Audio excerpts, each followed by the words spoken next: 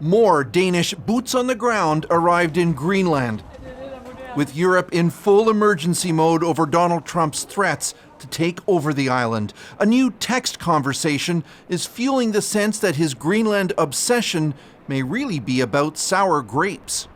Norway's Prime Minister texted in part to Trump, "We believe we all should work to take this down and de-escalate." Trump replied, "Considering your country decided not to give me the Nobel Peace Prize for having stopped 8 wars plus, I no longer feel an obligation to think purely of peace."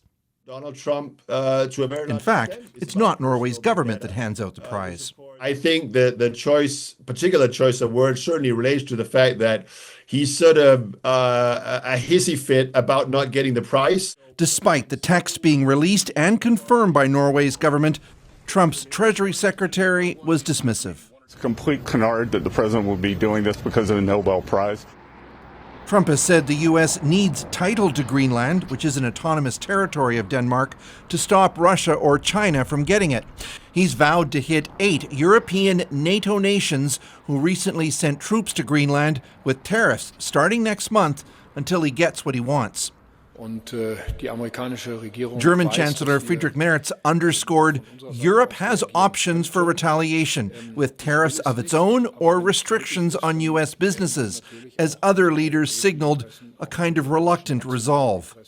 We are pragmatic, cold-blooded Scandinavian people with a warm heart, but it is not easy when we wake up every morning to new threats. The right way to approach an issue of this seriousness is through calm discussion between allies. Greenland not for sale! Trump's threats have generated strong anti-U.S. sentiments in Europe. At this NBA game in London Sunday night, a heckler's call out to leave Greenland alone got a rousing ovation.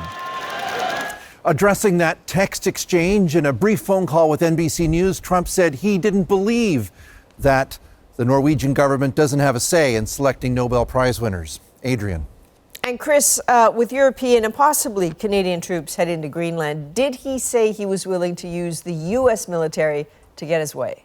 Well, he gave another ambiguous answer when pressed on that. He said no comment. But then he said the Europeans really ought to be more concerned about the war between Russia and Ukraine, because in his words, you can see what that's gotten them. Another jab, if you will, at European leadership, and also the implication that the Europeans shouldn't waste their time trying to stop him. Adrienne. All right. That is Chris Brown in London. Thank you.